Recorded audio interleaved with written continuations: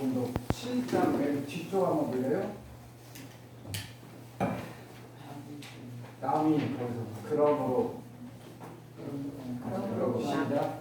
그러므로 제가 지시하다 없고 제가 일부를 남이 대신 따라가고 그런 것 같아요? 네. 진짜요? 네. 그러면 이제 공부 다 하시네. 그냥 꼭 구경할까요? 네. 근데 여기에서 공통으로 나오는 게 죄복이 나와 있어. 죄복. 네? 죄복.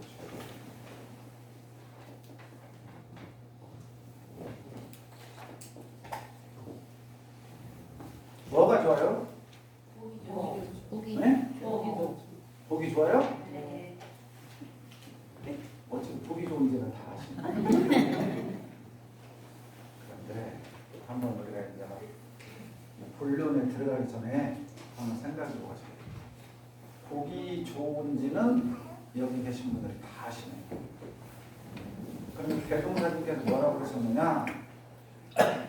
복 받기는 누구나 다 원한다. 복 받기는. 그러죠? 네. 틀리면 제가 대표로 건의해 줄게. 틀렸다.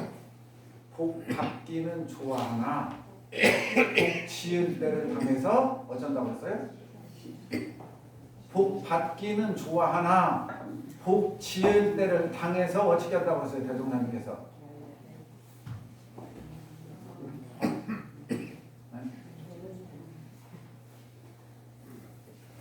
사람들이 누구나 다 대종사님 보시니까 누구나 다 복 받기를 좋아한대요. 맞죠? 근데 복 지을 때를 당해서는 대종사님 이러이러한 것을 한다고 했어. 네? 뭐라고요? 왜 크게 말해야지 뭐 말을 복 지을 때를 당해서 뭐 한다고요? 뭐라고 거기서 크게 말해봐요. 네? 아 나도 알아. 게으리한다 들었어. 당당하게 말씀하란 말이에요. 이게 대종사님의 자비의 말씀이요. 안 짓는다고 안 했어. 네? 게을리한다고 이왕이면 어떻게라도 긍정적인 말씀을 쓰려고 이게 성인의 대답이에요. 게을리하더라, 게을리하더라. 우리가 그랬잖아요. 안 한다고는 안 하잖아요. 거기는요 언제예요? 언제 한다고 해요? 아니 오신 분들 우리 자전하게 해야 돼요. 신선생님 자전하게 해야 돼요. 네? 자 제가 대종사님만 다 본 게 아니요. 저도 우리 교도님 마음을 봤어. 자 제가 설명한 게 잘 보세요.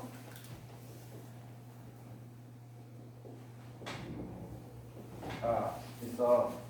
자 화가 났어. 화 나요 안 나요? 화 나죠? 게으른 마음이 나요 안 나요? 나죠? 네. 그러면 한 번 더 생각해보세요. 자 화날 때 생각나죠? 게으른 마음 날 때 생각나죠? 그때 내년부터 화내야지. 내년부터 게으름 피워야지. 하신 적 있어요? 없어요? 네. 없죠? 네. 그런데 TV 같은 데서 남이 선행을 한다든가 공부를 하면 한 소금 자고 해야지. 내일부터 해야지. 다음 달부터 해야지. 그래요 안 그래요? 그러죠? 지금 대종사님 이 말씀이요.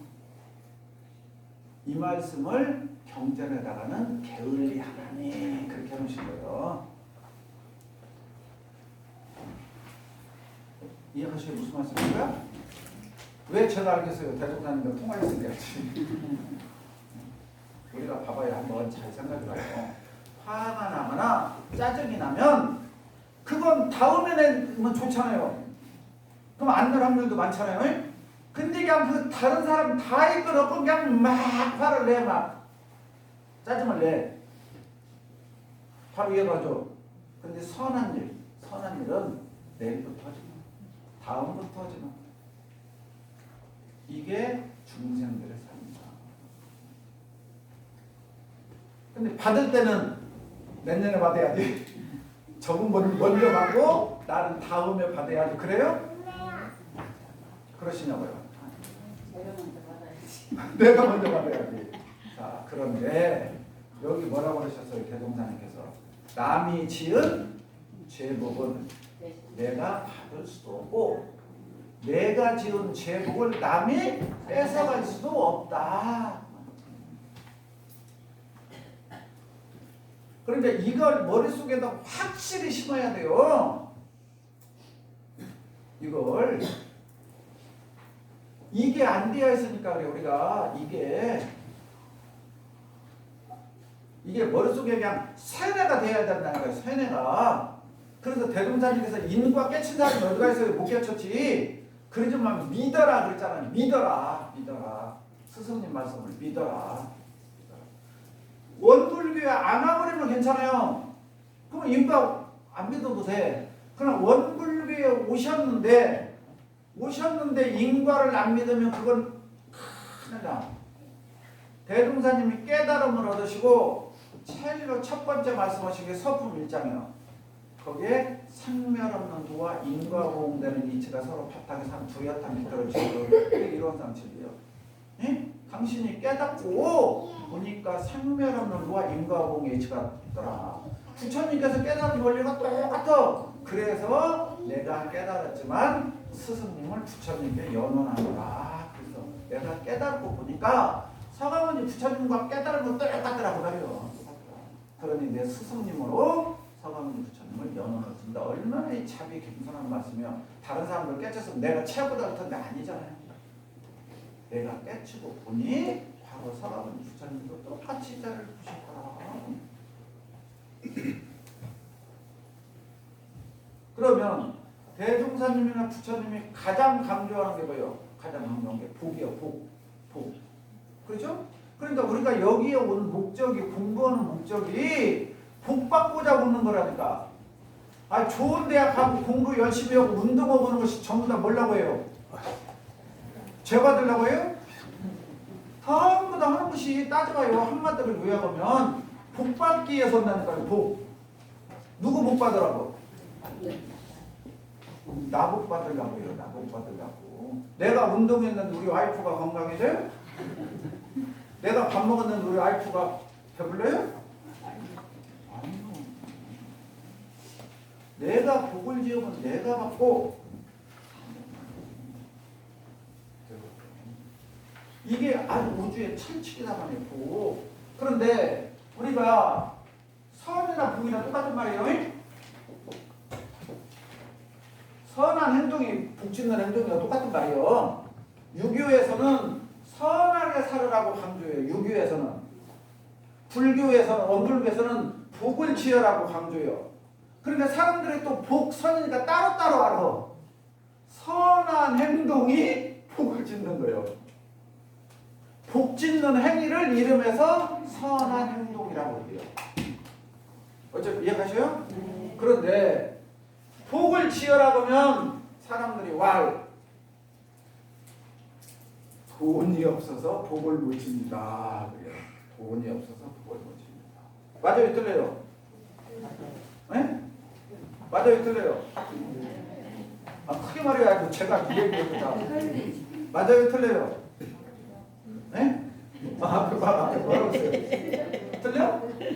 돈이 없어서 못 친다는 게 틀린데. 맞아요? 네. 자, 맞다는 분하고 틀린다는 분하고 두 분 있으니까, 자, 틀린다는 분은 왜 틀린다 그래? 돈 없으니 복을 못 친단 말이 틀렸단 말이야. 이게 해봐요. 일단 들어보세요. 자, 왜 틀려요? 자, 돈 없어서 아주 일어서서 얘기가 크게 나. 돈 없어서 지을 수 있는 복 세 가지만 말해봐요. 자, 돈 없어도 지을 수 있는 복 세 가지만. 네, 법회 참석했다. 또요. 오신 분들과 반갑게 반갑게 인사했어요. 또요. 아니 그리고 뭐 제가 무거운 거 들어가면 어르신 준비를 그렇죠. 자, 맞아요? 네. 이게 복 맞아요? 네. 자, 그럼 돈 없으면 복 못 친다고 하신 분들, 자, 여기서 자, 왜 돈 없으면 복을 못 줘요? 영역 상정을 할 수 있죠. 네? 영역 상정을 할 수 있죠. 아니 그게 지금 돈 없으면 복 못 짓는 얘기만 해봐라고. 돈이 없으면 복을 못 짓는 얘기. 못 짓다 했으니까. 마음을 그렇게 갖고 있는 것 같아요. 네? 내가 마음을 그렇게 갖고 있는 것 같은 사실이 들어. 이게 우리가 제가 이렇게 질문하면 우리들은 맨날 함정에 빠져요. 예? 돈 없어서 복을 못 짓는 분야도 있다니까. 기름값이 없어서 교당회를 못 오고. 그렇지. 기름값 없어서 그냥 뭐 자, 두 가지 더 해보세요. 기름값 없어서 그냥 못 온다. 돈이 없어 헌금을 못 하고. 한국도 못하고. 맞아요. 그래서 못 오고. 교무님 맛있는 거 사주고 싶은데. 돈이 없으니까. 네. 맞잖아요 이렇게. 그러니까 우리들이 잘못 알면 큰일 난다니까. 지금 우리는 돈 없어도 복 지을 수 있다 없다 그렇게 따진다니까. 그게 아니고 복 짓는 방법은 1000가지 만가지가 있다 그 말이요. 복을 짓는 방법은 1000만 가지가 있다. 지금 부처님께서 말씀하시려는 요지는 이거라고요. 예? 알아듣겠죠? 그러니까 우리 기장님 말씀대로 돈이 없으니까 교부님 맛있는 걸 못 사드려. 맞아요? 틀려요? 맞죠? 그런데 내 육신은 있어요? 없어요? 교당에 가서 교무님 청소도 하드려야겠다. 맞죠? 네? 교무님이 우리 단원님들 챙기는데 교무님 설법 준비하라고 제가 교무님 우리 단원 챙겨갖고 내일 모셔갖고 갈게요. 맞아요? 안 맞아요? 그러죠? 그러니까 부처님께서 뭐가 없어서 복을 못 짓는다는 말은 하지 말아라. 네 상황과 처지에 맞게 복을 지어라 그 말씀이에요. 복은 마음만 먹으면 지을 수 있는 것이 천지에 가득 찼다. 그러니까 우리가 절에 들어가려면 저기 산 밑에서부터 절에서 스피커로 나오죠. 그 부처님 말씀이라고 하고 나오죠. 예? 다 경험해봤어요? 안 해봤어요? 그러면 거기에서 가장 많이 나오는 말씀이 예? 한번 웃어주는 것이 복이요. 말 한마디 잘하는 것이 복이요. 가장 큰 그게 부처님의 법문이 나와. 그죠? 미소 한번 지어주는 것이 복이요. 알아듣겠어요? 다른 사람한테 손 한번 잡아주는 것이 복이요. 그러니까 복을 지으려고만 하면 천지의 복이 가득 찼단 말이요. 그런데 우리는 뭐가 없어서 복을 못 짓네, 뭐가 없어서 복을 못 짓네라고 하는 사람들은 부처님이 보니 슬프고 안타깝더라 그 말이요. 복 지을 것이 꼭 돈 갖고 복 짓는 게 아니다 그 말이요. 그래서 크게 말씀하시기를 정신, 육신, 물질, 그렇죠? 물질은 이거요. 돈이요. 돈. 우리가 말하는 돈, 경제적인 거. 육신, 몸으로 지을 수 있는 거 아까 나왔죠? 근데 부처님께서 이 세 가지로 인간이 복을 짓는다. 복을 짓는데 굳이 따지면 이 중에서 가장 큰 복이 이걸로 짓는 복이다. 이걸로 짓는 복이다. 그래서 그러면 이게 뭐냐? 유대교 경전 탈무드에 나와. 이거 똑같은 말이 탈무드에 뭐라고 나오냐? 이렇게 말하면 이제 딱 와야 돼. 교무님 이겁니다. 해야 법설에 가는데 지금 눈만 깜빡깜빡. 유대교 경전이 탈무드요? 탈무드가 뭔지? 그 탈무드라고 그러고, 예? 그 성자를 납비라고 그래요. 알아듣겠어요? 그러니까 유대교 경전에서 이 말을 그런 줄 알아. 고기 잡는 법을 가르쳐준다. 고기를 주는 게 아니라. 들어봤죠? 예.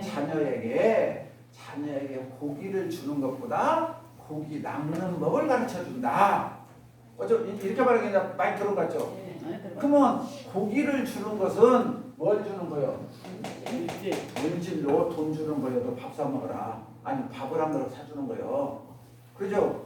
그러면 계속 사줘야 되잖아. 야 밥을. 그런데 고기 낚는 법을 가르쳐주면 야가 평생 이 분야는 해결된다고요. 해결되죠? 그래서 부처님께서 납비 성자가 정신을 중요시하는 거예요. 정신. 근데 이제 이렇게 원리를 하면 너무 쉽잖아요. 알겠어요? 그래서 부처님께서 돈을 못 벌을 건데 정신을 가르치려고 하다 보니까 물질이 없었던 거지. 알겠어요? 부처님 대종사님 머리가 안 돌아가서 돈을 못 벌어서 시주 받아갖고 살았겠냐고요. 제가 능력이 없어도 교도님들이 주신 거 먹고 살겠냐고요. 이것이 가장 위대한 일입니다. 이것이 가장 위대한 일이니까. 부처님 사업이 가장 크니까. 그래서 정신이 가장 크단 말이에요. 정신이. 이해하시고 무슨 말인가? 그래서 정신, 욕심, 물질로 복을 짓는데 굳이 따지면 야가 아버지, 정신. 굳이 따지면. 그런데 정신으로만 복 진다고 하면 큰일 나요. 상황 따라서 지금 배고파 죽는 사람한테 정신 얘기 못 치게 돼.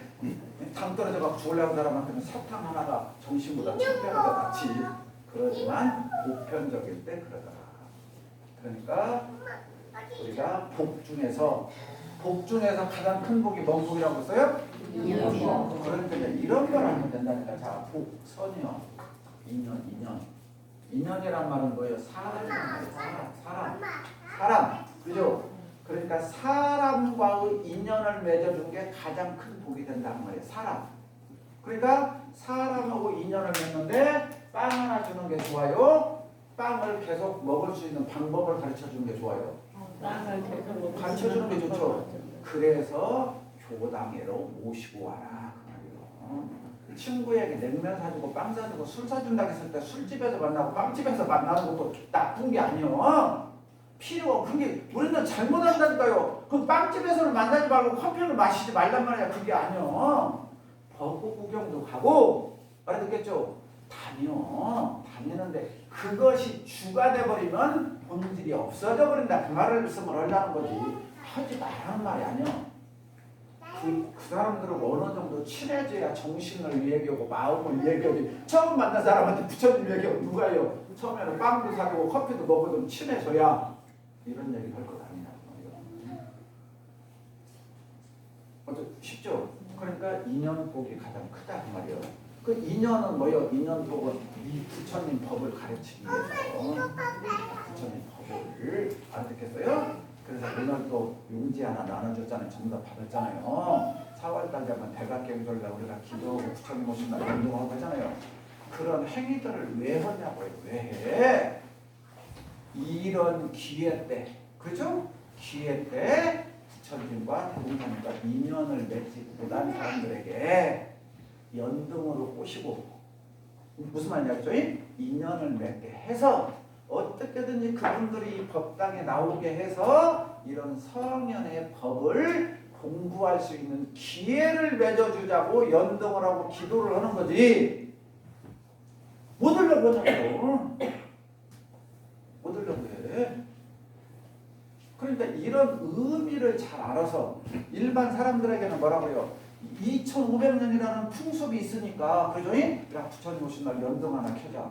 연등. 그게 우리가 그 사람들을 가까이 만드는 방법이라고요. 야, 이렇게 너 오셔서 기도하니까 있잖아. 야, 그날이라도 한번 와보자 하라든가. 부모님이 날마다 기도하고 설 거 보니까 한번 바람쐬러 한번 가보자 하라든가.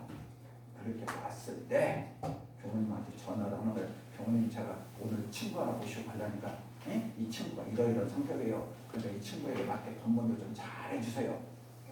그래서 이 친구가 교당에 왔는데 탁 찰떡 붙듯이 붙어갖고 그러잖아요. 야, 기상아, 너 때문에 내가 어머니 왔는데 너 진짜 친구다. 좀 진직 좀 알려주지. 그래 내가 왜 인자 알려줬냐. 이런 말을 들으면 얼마나 행복하냐 말이야. 어제 우리 집 앞에 대검건설하고 있죠. 건물에 그 사장님 여기 주차장에다 현상병으로 만나보잖아요. 교무님 안에 계시게 오라고 차 한잔 마시고 왔어. 그래서 사업을 하는데 누구한테 뭐가 좀 뜯기고 뭐좀 했는가 봐. 그래서 이렇게 뿌리 이렇게 났어. 그래서 저한테 얘기를 해서 제가 한 30분 동안 커피 마시면서 이런 얘기도 있고 저런 얘기도 줬어. 그러면 가면서 교무님한테 와서 이제 문제가 해결됐다고 정말 기분 좋아 봤어. 현상병과 그 모습을 보고 오늘 교무님 이게 교화라고요. 이게 무슨 말씀이세요? 그 부처님 법을 통해서 남한테 사기당해서 막 짜증나고 때리고 싶은데 교수님 말씀 듣고 인과 얘기를 듣고 그러니까 아하 이제 이해가 된다고 마음이 뜨거운하다고. 네? 그랬을 때 그분이 다른 데 가서 지금까지는 짜증난다고 하라고 했는데 이제 지금부터 만난 거라 그랬어요. 아 내가 엄중도 교수님 만났는데 아 이렇게 말씀했는데 내 마음이 이렇게 편해지더라. 그럼 참 올 거다냐고. 이것이 교화 아니냐고. 이게 교화가 다른 거냐고요. 그 중생들의 고통을 덜어주는 거. 그래서 부처님 오신 날 이렇게 인연을 맺자고 하는 거예요. 인연. 그러니까 내가 교담을 도와주는 거야. 그래서 우리나라에서 부산에 삼광사라는 절이 있어요. 삼광사. 그거 우리나라에서 전국에서 연등이 가장 많은데요. 근데 시장에서 자판 생선 파는 할머니가 있는데 그 삼광사에서 가장 큰 등이 5천만 원짜리예요. 예? 대각전 앞에 부처님 팔상이라고 8개를 걸어요. 팔상이라고 8개를 거는데 그 8개는 하나에 5천만 원이요. 그 연등비가 정해졌어. 근데 거기 연등을 있잖아요. 꼭 3개를 키는 할머니가 있어. 예? 그럼 다른 사람들은 그런 값인 줄 알아. 갚고. 근데 뭐 하냐 그 할머니는 시장에서 생선을 팔아. 자판 넣고. 그런데 어떻게 5천만 원짜리 등을 3개를 팔겠어. 생선을 팔면서 알겠어요? 오는 사람한테 설명해갖고 있잖아요. 10,000원, 20,000원 해갖고 거기는 걸 모아갖고 연동을 3개 이렇게 하는 거다. 그러니까 나는 10,000원 냈는데 내 같은 게 어디가 있어? 5천만 원짜리 있는 거예요.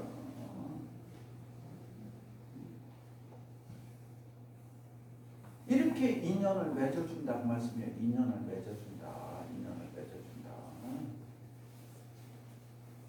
그 말하는 한양동.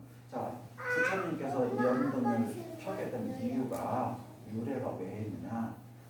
지금으로 따지면 밤에 우리가 야구장, 축구장 가면 전광판이 있어야 하잖아요.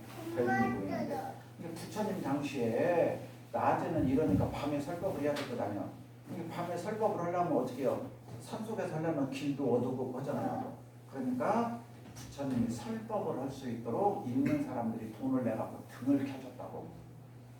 등. 여기가 풍등이라는 거 있잖아요. 바람으로 안 꺼지게. 그거는 등에 기름이 많이 들어가야 오래 타자는 차도 트렁크가 커야 기름이 오래 가잖아요. 그러니까 전부 다 큰 등은 어디요? 부처님 설법할 때 그 뒤에다 켜.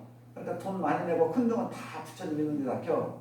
그런데 시장에서 하루 벌어서 하루 먹는 아줌마가 나도 저 부처님 법문을 몇 번 들으러 갔어. 나도 뭔가를 하고 싶은데 우리 집은 너무 가난하게 할 것이 없어. 그래서 오늘 하루 전부 돈 번 걸 계산한 게 기름 한 대를 살 수가 있어. 기름 한 대. 그리고 기름 한 대를 사갖고 등을 만든 게 등이 크겠어? 조그만하겠어요? 조그만요. 그러니까 등을 달 때 조그마한 등 우리가 절에 가면 사찰에 가면 조그마한 등을 어디다 달아요? 등을 어디다 달아? 자 꽃발에다 달지. 사찰에서 제일 먼 데에 달아. 예? 그러니까 이 아줌마 등도 어디다 다르겠어? 가장 먼 데다 달았어. 그런데 부처님이 설법을 다 마칠 때 정도 되면 거의 다 꺼져. 왜냐면 기름이 다르지니까. 예? 근데 그 다음날 아침에 부처님께서 명상으로 일어났는데도 불이 안 꺼진 등이 하나가 있어. 불이 안 꺼진 등이. 그래서 부처님이 딱 보니까 저 가난한 여자가 성이야. 우리가 절에서 등을 쓸 때 등에 뭐라고 하냐? 빈자일동 그렇게 써졌어. 빈자일동. 가난할 빈자. 가난한 자가 등 하나를 밝혔다 그 말이요. 빈자일동. 그러니까 그 가난한 여인이 나는 가진 건 없지만 일심정성으로 등을 켰다 그 말이요. 근데 다른 사람들은 등 켤 때 무슨 마음으로 켰어요? 까불 잡으려고. 가장 신경 안 들어서 뭔 말인지 알겠죠? 나는 이렇게 돈도 많고 알았겠죠? 나는 회장이고 하니까 등 이렇게 냈어. 근데 저 여자는 너무 알아주라고가 아니라 내 진심을 다해서 등을 켰어. 알았어요? 그러니까 기름이 저녁에 타고도 안 달아졌어. 부처님께서 저 여인의 마음을 담마라 빈자. 저 가난한 여인의 마음이 진심이었다. 그래서 그때부터 연등을 켜게 된 거예요. 그래서 연등의 빈자 1등 그렇게 썼어. 가난한 여자의 등 하나다 그 말이에요. 근데 그 등불이 몇천 개의 등불보다 훨씬 더 오래 탔다. 그러니 정성이 중요하다고 말이에요. 정성. 그러니까 우리 교도님들이 등을 쓸 때 정성. 저 부처님과 인연이 돼서 부처님 가르침대로 살아야겠다라는 그 마음이 중요한 거다. 마음이 중요한 거다. 이런 원리를 알고 우리들이 너한테 변선도 그죠? 해야 돼. 그게 사람들에게 복을 지게 해주는 가장 큰 복이요. 가장 큰 복. 내가 할 수 있는 복. 그죠? 내 돈 하나도 안 들어가. 그러면서 다른 사람에게 부처님과 인연을 맺어줘. 이 세상에 부처님과 친구를 맺어주고 부처님과 인연을 맺어주는 것 같이 큰 공덕이 어디가 있겠어요? 이렇게 이리한 공덕이 어디에? 내 마음만 먹으면 얼마든지 할 수 있어. 근데 우리들은 이런 것을 안 해. 안 해놓고 없어요, 못해요 그래요. 뭘 못하고 없어요. 안 하는 거지. 근데 나중에 복 받을 때는 어떻게 해요? 내가 먼저 받고 싶어한다. 그게 대동사님 말씀이에요. 그래서 이런 말씀들 전부 다 내가 지은 제복을 남이 받을 수도 없고 남은 거 내가 대신 받을 수도 없다. 근데 이런 것들을 머릿속에다 넣고 이제 오늘 본문으로 가야 되고 이어졌어. 자, 그러면 자 오늘 본문 첫 줄 한번 읽어봐요.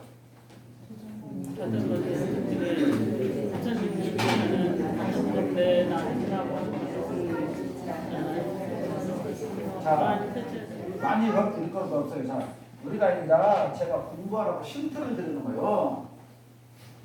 부처님들께서는 다생겁내 낮은 과보 받으실 일이 지치 아니하였을 것이므로 또한 세세생상에 고통받을 일이 없어야 할 것이온데 그렇죠? 그렇지 않더라고 말이요.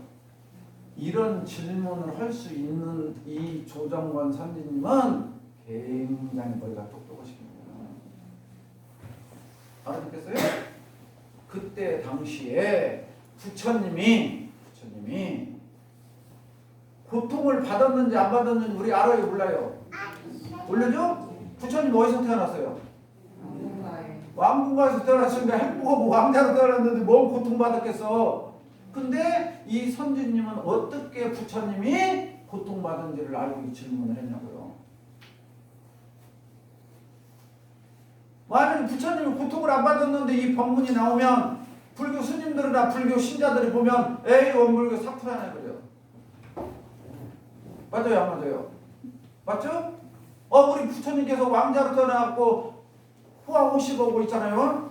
부처님 됐는데 뭔 곤란을 당했냐 하면 뭐라고 답변할 거예요? 원불교 경전은 거짓말이 되는 거죠.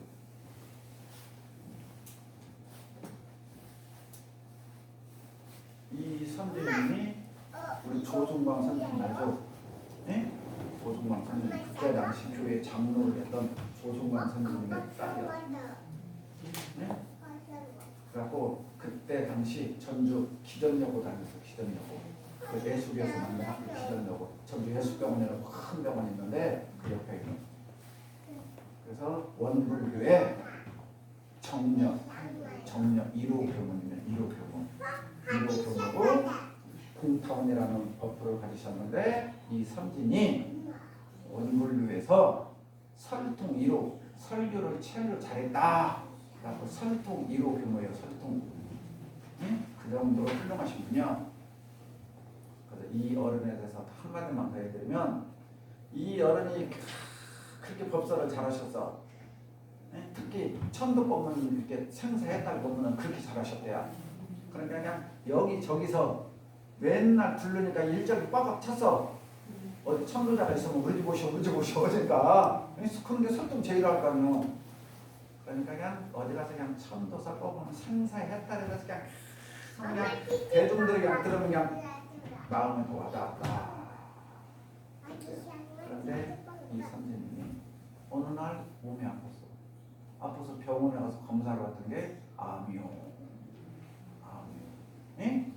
암이요. 의사 선생님이 진단을 딱 하고 총구까지 돌아야 되잖아요. 오는데 다리가 덜덜덜덜 떨려갖고 발이 안 떨어지고, 예? 가슴이 톡톡톡톡 나도 무섭고 성탑에 가서 참여를 해요. 대종사님, 접신물 사모님, 이 나쁜 놈입니다. 예?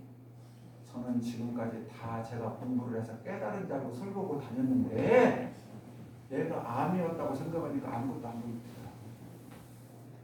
이렇게 제가 거짓말만 하고 다녔으면 제가 암이 안 걸리겠습니까? 그러잖아요. 내가 지금까지 이론적인 공부만 했구나. 이론적인 공부만 했구나. 사은님께서 나를 얼마나 사랑하신지 이제 알겠다. 사은님께서 나에게 암을 안 주었으면 나는 평생 깨달은지 알고 기고만장해갖고 신자들의 대접받으면서 그죠? 호화호식하고 살았을 텐데 어찌 다행히 지금 이렇게 암을 주어서 내가 깨닫지 못한 걸 알게 해주셔서 감사합니다 하고 그때부터 수행을 해갖고 진짜 깨달았어요. 알았어요? 그래서 인자 정말로 두려움이 없어졌어요. 그런 거거든요.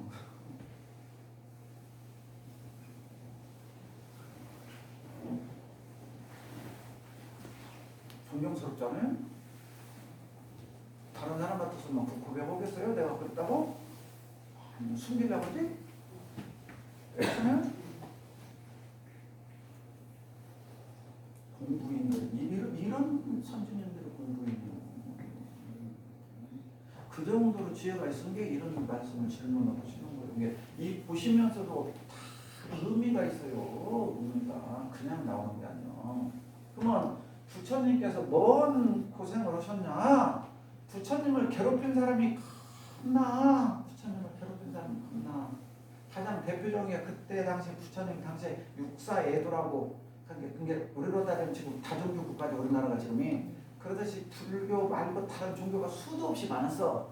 그러니까 다른 종교들이 전부 다 비판을 한단 말이에요. 근데 자, 여기서는 하나만 예를 들면 부처님 당시에 마간다라는 여자가 있어. 마간다라는 여자. 마간 디아라고 했거나 마간 다야라고 했거나 그 여자가 있는데 부처님이 설법을요. 대중 앞에서 설법을 하는데 웃기고 있네. 말과 행실이 맞지도 않은 것이 뻔 부처라고 있잖아요. 하면서 하는데 이렇게 임신을 이렇게 불러갖고 와서 네가 나 임신시켜놓은 것도 말을 그렇게 하냐? 그러냐 그러냐. 뭐 설법을 듣는 대중들과 제자들이 어쩌겠어요. 아니 무안해갖고 고개를 못 들고 지게가 망설이고 있어. 근데 부처님의 설법으로 뒤에서 이렇게 구체제를 해주시는 분이 있어. 제사천왕이라고. 그 우리가 저기 들어가다 보면은 막 무섭게 생긴 사람들이 저를 지키고 있듯이 부처님께서 구체제로 부처님을 수호하시는 신자신 분이니까 저것이 개심없이 나쁜 짓을 하고 있어. 그래서 딱 부채대로 다른 사람한테 맡기고 지로 변신, 신통으로 지로 변신해갖고 여자 치마 속으로 들어가서 줄을 끊어. 그러니까 나무 토막을 였다 해갖고 임신을 했다고 가짜로 해. 나무 토막이 쭉 떨어지는 거죠. 여기가 쏙 들어가잖아. 그러고 부처님을 많은 사람들 앞에서 공경해서 구해주었다. 네? 근데 이와 같은 내용들이 아주 수없이 많아. 부처님께서는. 이게 부처님께서도 그런 공경을 다 당했다. 그러면 왜 당했느냐? 부처님께서 그 설명을 해요. 부처님께서 내가 과거 3생 전에 세 번째 전생에 내 친구와 같이 토굴 속에서 둘이 수행을 했다. 토굴 속에서 수행을 했는데 내 친구는 깨달음을 얻었다.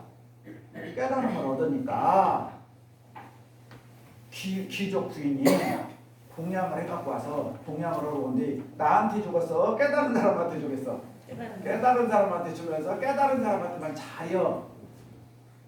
알아듣겠죠? 그러니까 내가 배가 아파서 시기 질투를 했는데 그때 저 여인이 오늘 이렇게 와서 나에게 반대로 갚는 것이다.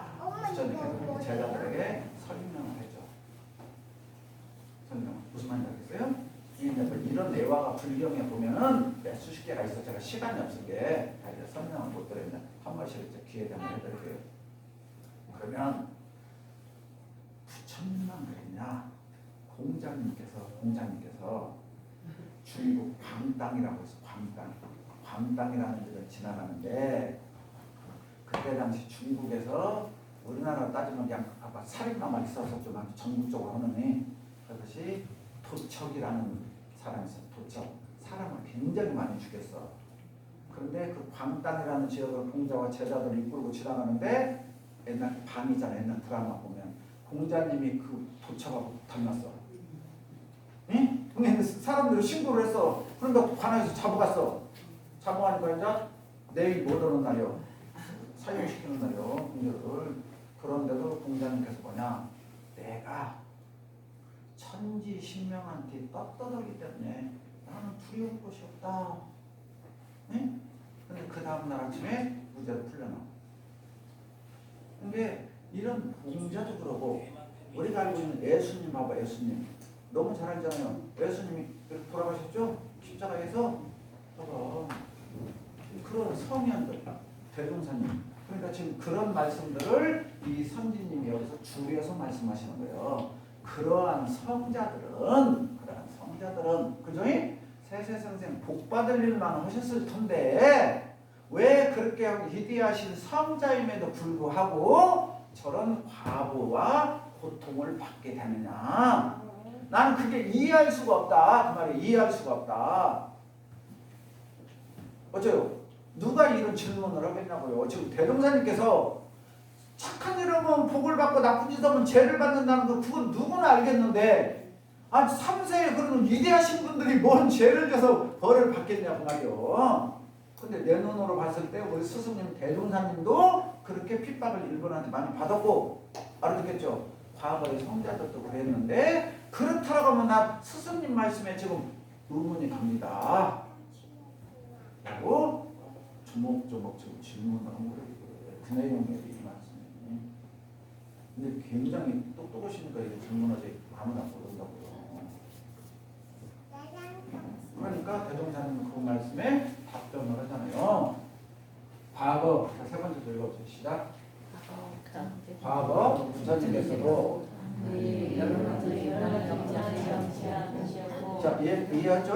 고난이 없지 않으셨고 대종사께서도 이 해상을 여러심으로 감대는 감시와 대중의 인식 조정에 고통이 적지 않으시오니 저희들로서는 그 연유를 모르겠나이다. 대종사 말씀하시기를 내가 알고는 죄를 짓지 아니하려고 너희들이 욕을 했냐. 자 여기 잘 알아야 돼요. 내가 알고는 그래서 알고는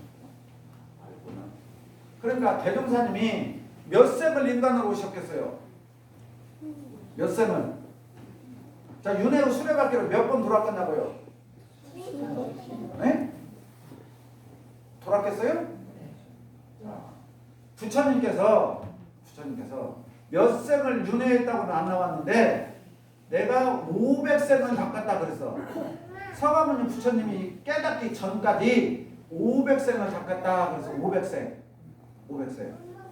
이해하시죠? 불경이 그대로 있어. 근데 대종사님은 몇 생을 닦았다고 그랬어요? 대종사님 몇 생을 닦았다고 그랬어요? 대종사님은 몇 생을 닦았다는 얘기는 안 하셨어. 근데 다르게 표현을 했어.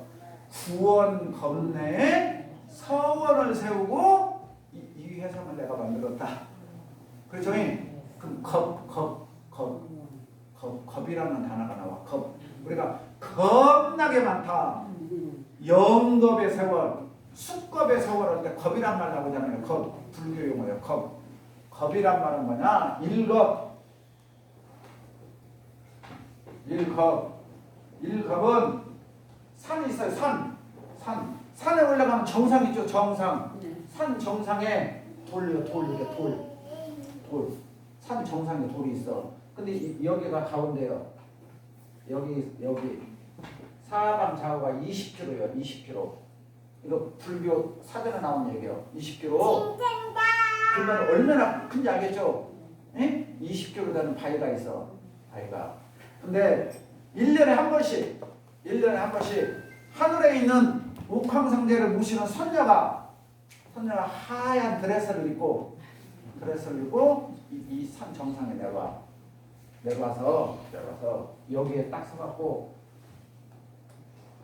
참 불교 경전 보면 재밌어요. 이렇게 뺑뺑뺑 돌아. 이해가지고 뭔 말인가? 예? 이렇게 돌아. 다 돌면 드레스가 다르질까요? 옷이 다르질까요? 자, 드레스를 질질 끌고 이렇게 뺑뺑 돌아. 지금 돌 위를 20kg를 돌이 다르질까요? 바위가 다르질까요? 예? 옷이 다르지지. 이 바위가 다 다르지면 일겁이야.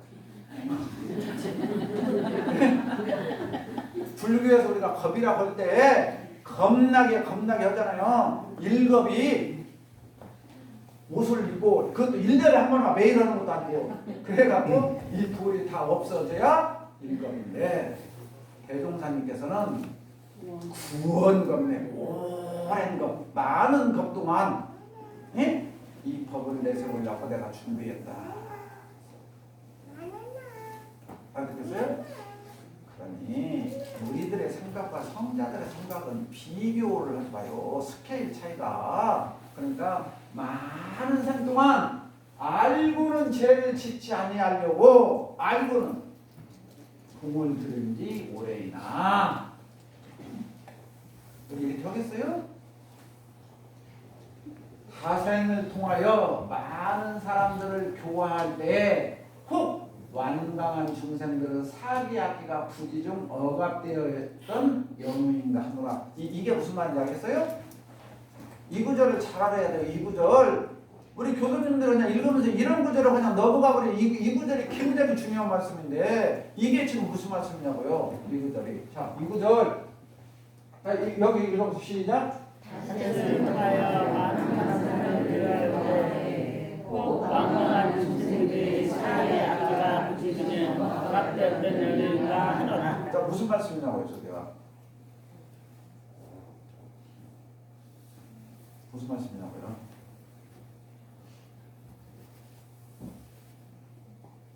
대종사님은 다생을 통해서 전생에도 계속 교화를 해 오신 분이고 그런 교화하는 과정에서 신도들이라든가 뭐 이런 분들이 와 어떤 인연이 악연이 끼쳤다든가 당신은 또 적응당한 법으로 편다고 하셨는데도 거기에서 조금이라도 잘못이라든 뭐 그런 것이 있지 않았나 그런 생각이 듭니다. 자, 거의 맞는 말씀이에요. 왜냐면 자, 어머니가 아버지가 자식한테 이렇게라고 하면 말 잘 듣는 아들들이죠. 말 안 듣고 속삭이는 아들이죠. 그래도 어떻게 해요? 속상한 아들 있을 때. 자, 부모 뜻대로 안 가고 엉뚱한 놈 짓을 하고 있어. 그 앞길이 환히 보여. 저렇게 가다 보면 그때 부모 마음이 어째요? 내가 네? 되지. 그때 어떻게 해요? 집에서? 네? 뭐하고 때리죠? 네? 엄포도 놓죠? 이해가요? 이 말씀이에요 지금. 그래서 처음에 아들이 뭔가 잘못이요. 그러면 아들아 그러지 마세요. 네? 아들이 그때 고쳐버렸으면 그냥 끝나. 근데 조금 더 보게 또요. 너 한 대 맞아야겠다. 처음에는 그러지 말고 이쁜 아들이요. 너 맞아야겠다. 네? 그랬더니 아들이 퍽퍽이 남겨. 저녁에 보니까 또 잘못해요. 아빠가 어떻게 해요? 한대 때렸어. 이때라도 고치면 되죠. 안 들어. 그러니까 강도가 높아져요, 안 높아져요? 높아져. 그래서 불교에서 그 많은 지옥이 계속 나온 거예요. 이해가 무슨 말인가?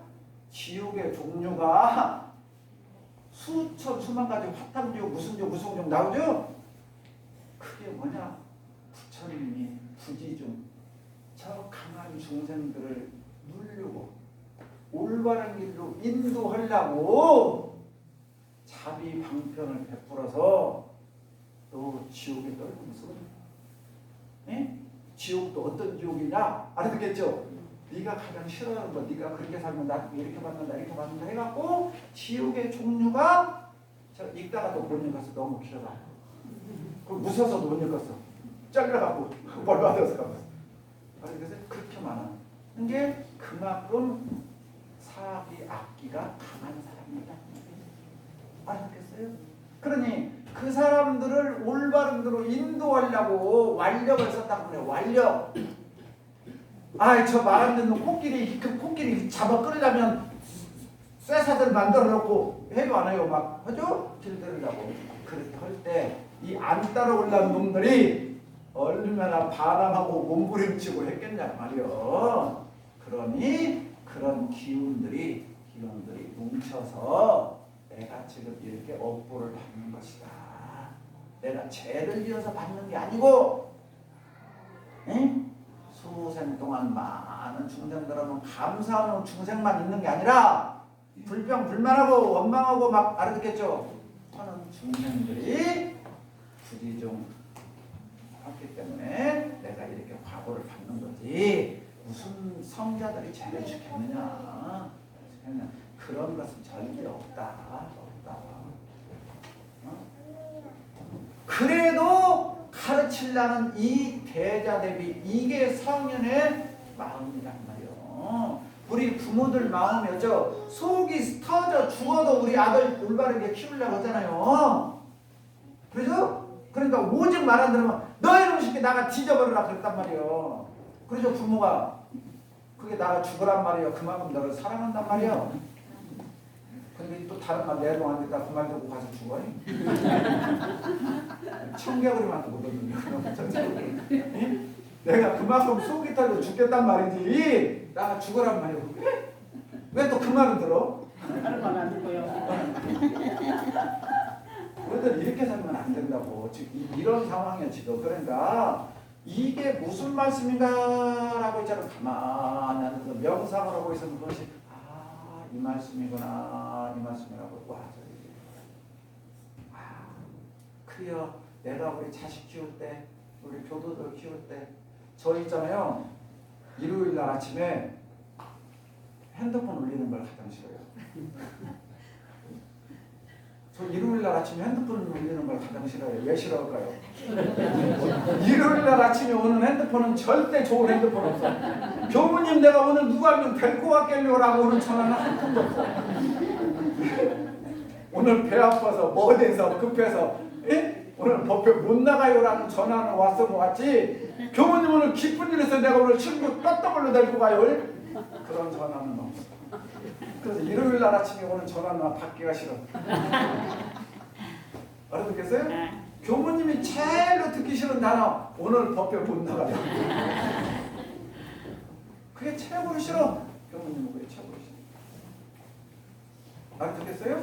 이런 마음을 좀 제발 알아줬으면. 그럼 최고로 좋은 말은 뭘까요? 교무님 내가 누구 한번 모시고 가요. 그 말 하시는 분이 최고로 이뻐. 뭐 얼굴 이쁜 최진실이가 이쁘고 그래요. 알아듣겠어요? 교담에 법회 잘 나오겠습니다 하시는 분이 최고로 이뻐. 밥 사준다고 많이 이뻐. 귀찮아. 알아듣겠어요? 공부하러 오신 교도님이 계신다는 게 이 말 이해하시죠? 시간 없으면 빨리 해보자. 그 다음에 연우인가 하노라 하시고 또 말씀하시려니까 또 주경만 나와서 읽어보세요. 나가 물 한자리 타고 아무도 밑에만 들어가서 제로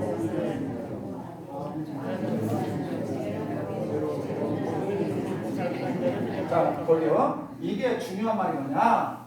이게 이제 우리가 많이 들어서 정업난면. 그래서 오늘 법회 제목이 이거예요.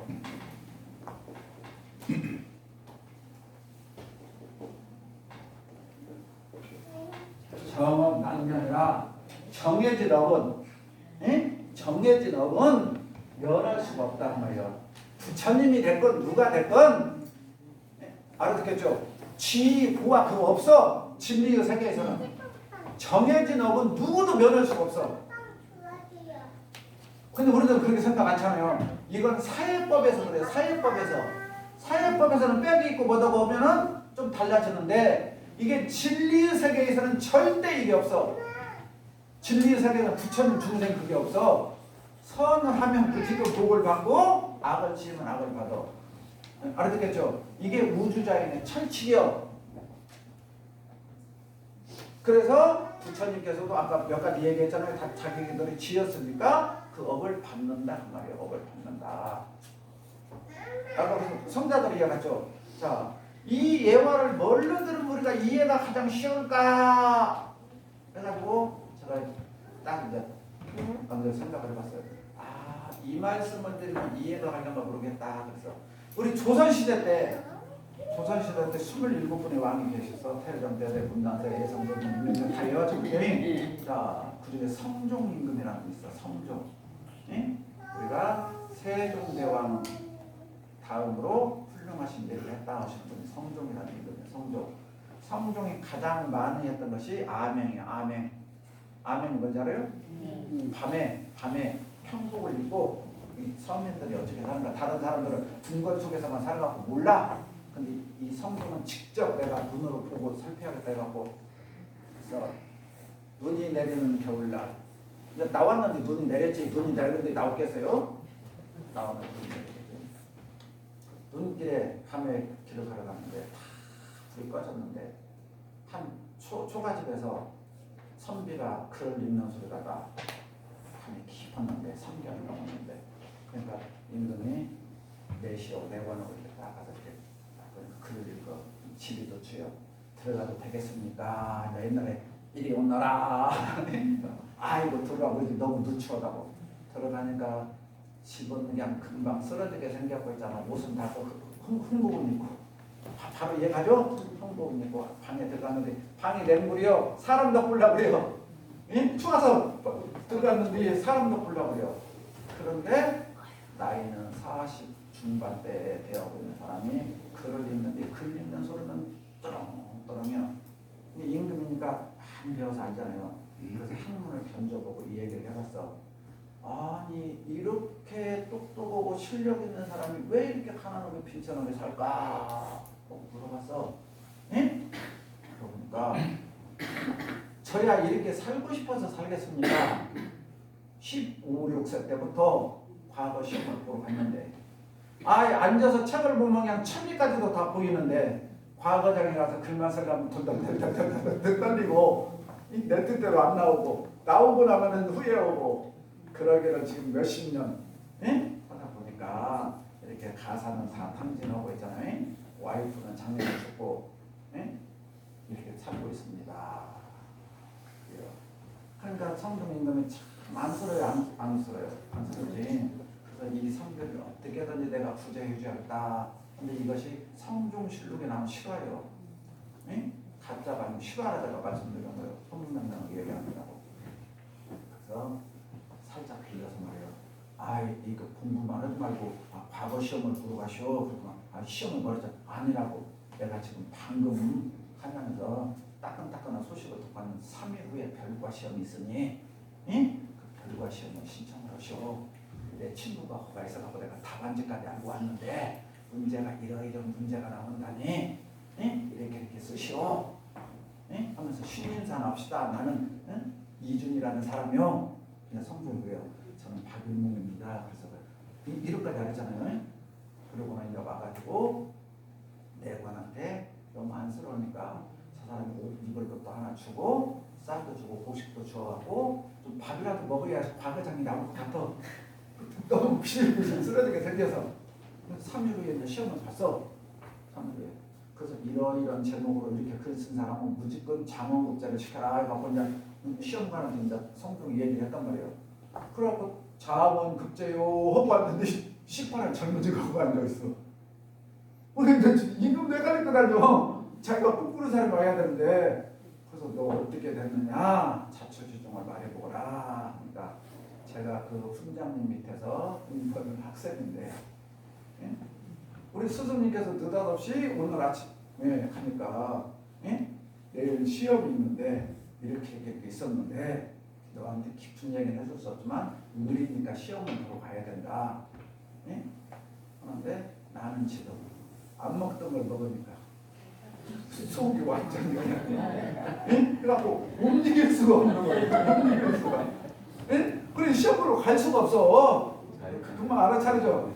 그러니까 그 제자가 거기서 시험을 봤어. 안 듣겠어요? 그러니까 성종이는 단 얘기 다 뺐어. 시간 없으니까. 팔자. 네, 당신은 그렇게 살 팔짱답니다. 네?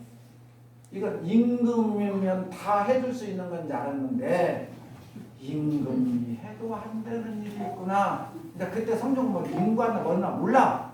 근데 유교식 해법이요.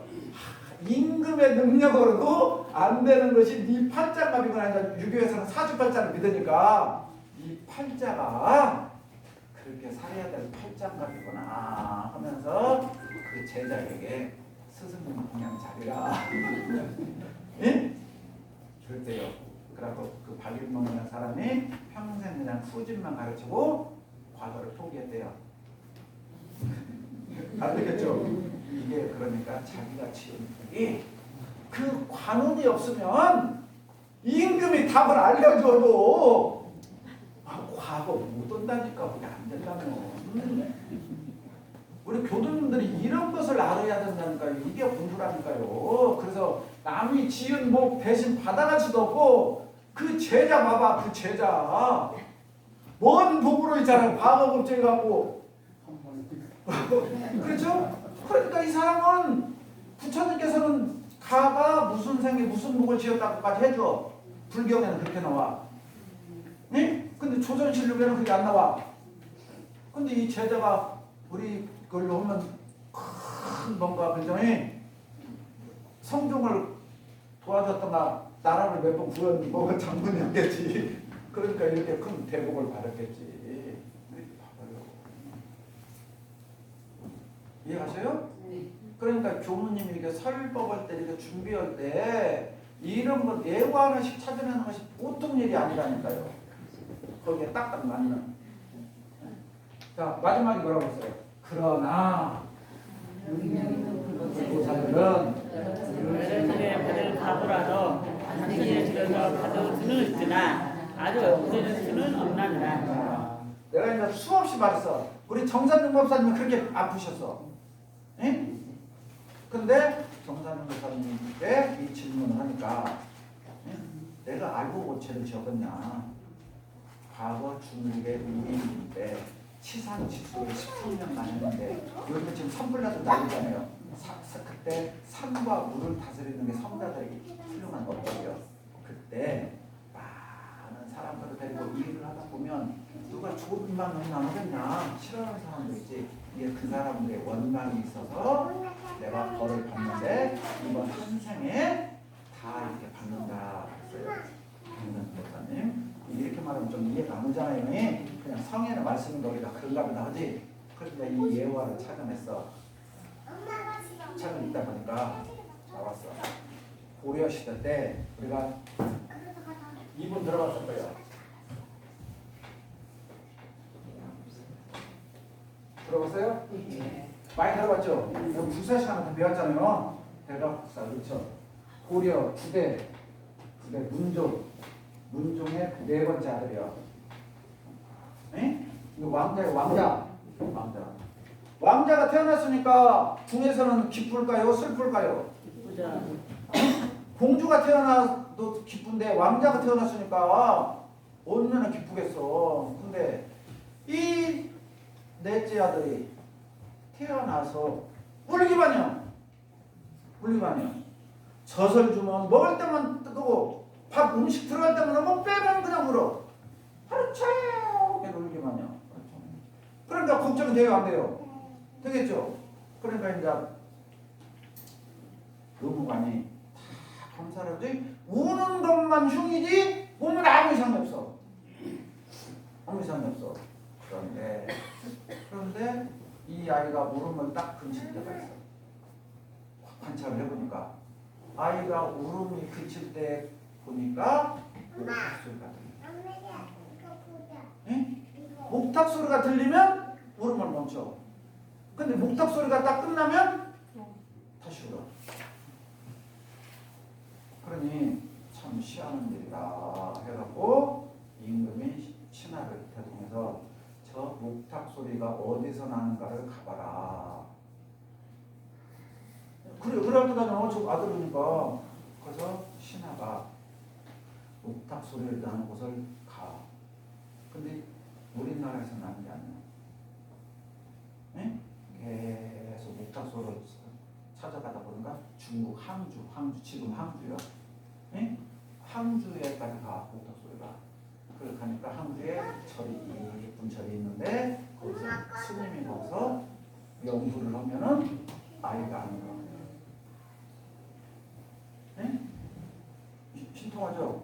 그러니까 우리가 고려라는 나라에서 왔는데 스님께서 우리나라에 한번 가봐야 되겠어. 그걸 차초주종을 다 설명할 거다요. 2주알, 9주알, 200일 거기까지 갑시다. 그러니까 아이고 그러자고 왔어. 와서 보니까 아기를 찾아보면 아기도 그 스님을 보고 방글방글해요. 방글방글해. 스님이 오시니까 아이가 웃는 모습을 처음 봤습니다. 태어난 이래 지금까지 울기만 했는데 근데 스님 오셨으니까 하나 더 문제가 있습니다. 우리 애기가 오른 주먹을 지금까지 편 적이 없습니다. 태어난 이래 지금까지 오른 주먹을 편 적이 한 번도 없으니 스님께서 뭔가 인연이 있는 것 같은데 우리 아이의 손을 좀 펴주시고 하면 어떻겠습니까? 예?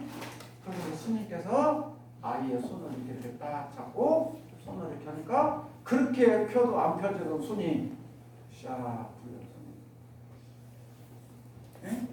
그런데 손이 딱 펴진 걸 보고는 그 스님께서 아이고 스님 하면서 막 절을 하면서 그 스님이 중국에서 온 스님이 그 애기 손을 딱 폈는데 편 걸 딱 본 순간 아이고 우리 큰 스님 뭐 그러. 그러니까 임금이 무슨 내용이나 자취조물 얘기를 하는데 애기 손바닥에 글씨가 써졌어. 뭐라고 써졌느냐?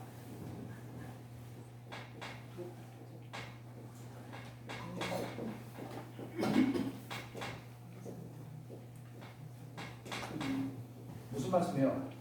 불무령이라고 써졌어. 손바닥 글씨가 뭔 말씀이요? 어? 우리 홍사님 금방 아시는구나. 부처님께서 영험이 없다. 부처님은 그러니까 영험이 있다고 기도하잖아요, 전부 다. 근데 부처님이 영험이 없다. 근데 부처님 무슨 말이야? 손바닥에 그렇게 써졌어. 부처님은 영험이 없다. 근데 부처님은 나쁜 사람, 미운 사람이 안 미운 사람이야. 에? 이 글자를 이 스님이 자기 스님이 돌아가셨을 때 관에다 넣을 때 손님 손바닥에 써준 글씨요. 부처님께서는 영험함이 없다. 근데 그 소리가 그 써지니까 아이고 우리 스님 하면서 막 대성통곡이요. 그러면서 이제 이 얘기를 하는 거예요. 우리 스님에 대해서. 에? 우리 큰 스님은 아주 가난한 집에서 우리말로 따지면 엉덩이 찢어지게 가난한 집에서 태어나갖고 뭘 했느냐? 그 중국에 가면은 막 그 가마 이렇게 메고 다니면서 돈 벌어갖고 먹고 사는 사람이죠. 이 스님이 가마꾼을 해서 가마꾼을 해갖고 얼마나 성실했는가는 먹는 것 외에는 전부 다 돈이 생기면 우물에다 집어넣어놨어. 옛날에는 돈을 어떻게 보관할 데가 없으니까 벌면 우물에다 해갖고 돈이 어느 정도 모였어. 그러니까 이 정도면 됐겠다 해갖고 절을 지었어. 절을 지어갖고 그것을 그냥 스님을 한 거예요. 예? 몇십 년 동안 돈을 모아갖고 스님을 하니까 인자라고 소문이 나고 이렇게 알잖아요. 그러니까 이 스님도 이제 그 스님의 제자가 된 거예요. 예? 제자가. 그래갖고 이제 스님을 모시고 살아. 그 스님은 천히 앉으면 연불만 하고 손만 해. 목타고 쳤다 그러면 연불만 해. 근데 1년이 되니까 이 스님이 안진병이가 됐어. 저기 스승이 안진병이가 됐어. 그렇게 착하고 있잖아요. 이렇게 부처님께 불공만 하는데 2년이 되니까 눈이 멀어버렸어. 장년이 되어버렸어. 2년이 되니까 3년이 되니까 돌아가셔버렸어. 그러니까 이 제자가 부처님 제자가 우리 스님을 입관하면서 부처님께서도 효험이 하나도 없네 하고 불무량이라고 써준 거예요. 예? 그러면서 부처님께서도 효능이 없다 그렇게 했는데 지금 보니까 효능이 없는 게 아니라 예?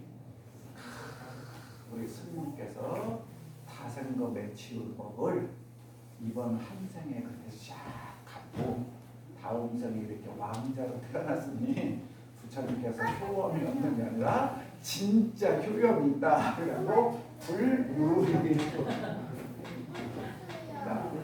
이게 대가복사 루천이에요. 그래서 이분이 커가지고 그렇게 훌륭하게 우리나라 불교 천태종이라고 해서 천태종 많이 들었죠? 지금 조계종이 1등이지만 그때 당시에 신라시대 고려시대 때는 전부 다 천태종이 1등에서 우리나라 불교의 큰 사자는 다 천태종이에요. 그래서 천태종의 창시자예요. 이 대가복사 루천이 그렇게 훌륭하신 분이요. 그러니까 몇 생 동안 지은 업을 무슨 말 되었죠? 한 생에 이렇게 다 갚고 가 내가 이랬다. 이 말씀이에요. 모르는 사람은 불무량이라고 했는데 알고 보니까 그러니까 그거 가르쳐 주려고 부처님 효험이 없는 게 아니고 진짜 효험이 있다고 알려주려고 알아듣겠어요? 그러니까 이 예화가 지금 몇백 년 동안 거의 1000년 동안이잖아요. 남아가지고도 우리가 계속 이 법문을 지금 쓰고 예화를 하고 있잖아요. 그러니까 이렇게 공부를 많이 하신 분들은 몇 생을 받을 것을 한 생에 이렇게 줄여서 싹 하고 가버린다. 그러니 이런 성인들은 호리고 틀림없다 그 말이에요. 이런 말씀들이 이해가 가죠? 그러니까 우리들도 이번 생에 이렇게 대종사님 만났을 때 우리가 모르고는 죄를 짓지만 알고는 죄를 안 지려고 노력하고 그죠? 거기에 그치지 말고 복을 짓는데 노력을 하고 복을 짓는데 노력하고 혹여 내가 뭐가 건강이 안 좋다든가 하는 일이 좀 안 풀릴 수 있어 사람이 그럴 때 어떻게 하면 돼? 아이고 감사합니다. 이 대종사님 제자로서 이번 생에 내가 다 갚아버리고 가면 참으로 좋겠습니다. 어째요? 이런 마음을 먹고 공부를 하시면 정말로 훌륭한 제자가 되었습니다. 그것 하자고 오늘 이렇게 나오신 거죠. 어쩌 이해하셔요? 네. 감사하죠? 네.